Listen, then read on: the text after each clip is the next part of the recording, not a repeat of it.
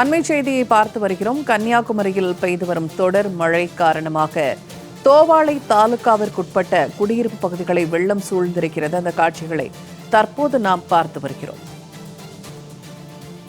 குடியிருப்பு பகுதிகளை மழைநீர் சூழ்ந்ததால் வீடுகளை விட்டு வெளியே வர இயலாமல் மக்கள் கடும் அவதிக்குள்ளாகி இருப்பதாக தகவல் வெளியாகியிருக்கிறது.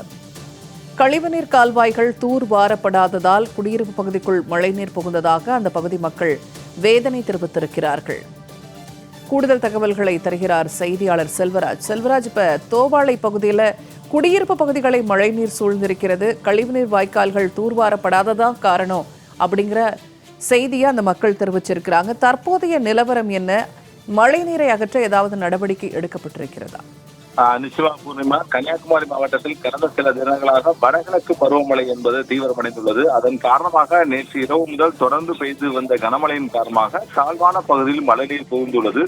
மேலும் அணைகளுக்கு நீர்மட்டமும் உயர்ந்துள்ளது. ஆறுகளிலும் வெள்ளப்பெருக்கு என்பது ஏற்பட்டுள்ளது. இதன் விளைவாக தோவாளை தாலுகாவுக்கு உட்பட்ட சண்முகா நகர் குடியிருப்பு பகுதியில் மழைநீர் சூழ்ந்துள்ளதன் காரணமாக மேலும் அங்குள்ள தென்னந்தோப்புகளில் மழைநீர் சூழ்ந்துள்ளது. இதனால் அப்பகுதியில் இருந்த குடியிருப்பு வாசிகள் மிகவும் சிரமத்துக்கு ஆளாகியுள்ளார்கள். வீட்டை விட்டு வெளியே வர முடியாமல் அவர்கள் தவித்துக் கொண்டு வருகிறார்கள். இயல்பு வாழ்க்கை என்பது பெரிதளவும் பாதிக்கப்பட்டுள்ளது. அடிப்படை தேவைகளில் கூட வாங்க வெளியே செல்ல முடியாத சூழ்நிலையாக அந்த மழைநீர் என்பது அவர்கள் சிக்கிக் கொண்டார்கள். இது குறித்து நாம் நேரடியாக சென்று விசாரித்த போது அங்குள்ள சண்முகா நகர் பகுதியில் உள்ள கழிவுநீர் வடிகால் ஓடை சரிவர தூர்வாரப்படாததால் மழைநீர் குடியிருப்பு பகுதிக்குள் புகுந்ததாகவும் தெரிகிறது.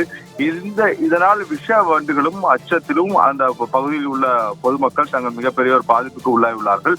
மேலும் தொற்றுநோய் ஏற்படக்கூடிய அபாயமும் ஏற்பட்டுள்ளது. எனவே மாவட்ட நிர்வாகம் உடனடியாக விரைந்து சூழ்ந்து உள்ள மழைநீரை வெளியேற்றுவதற்கான நடவடிக்கை எடுக்கப்பட வேண்டும். கழிவு நீர் கலந்து இருப்பதால் துரிதமாக நடவடிக்கைகளை மேற்கொள்ளப்பட வேண்டும் என அப்பகுதியைச் சேர்ந்த பொதுமக்கள் தெரிவித்துள்ளார்கள். பூர்ணிமா, தகவல்களை வழங்கியமைக்க நன்றி செல்வராஜ்.